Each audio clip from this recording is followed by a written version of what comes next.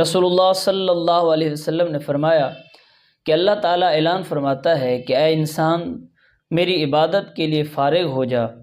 میں تیرا سینہ غنا سے بھر دوں گا اور تیری غریبی دور کر دوں گا، اور اگر تو یہ نہ کرے گا تو تیرا ہاتھ کام کاج سے بھر دوں گا اور تیری فقیری بند نہ کروں گا۔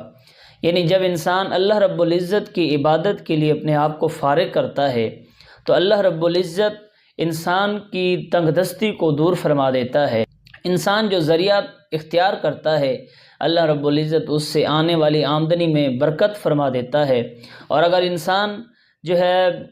اللہ رب العزت کی عبادت کے لیے اپنے آپ کو فارغ نہیں کرتا تو پھر انسان دن رات محنت کرتا رہتا ہے اور پھر بھی اس کی پوری نہیں پڑتی، انسان پریشان رہتا ہے۔ تو یہ اللہ کا اعلان ہے کہ اگر تم میری عبادت کی طرف گامزن رہو گے، کام بھی کرو، اللہ کی عبادت بھی کرو، تو اللہ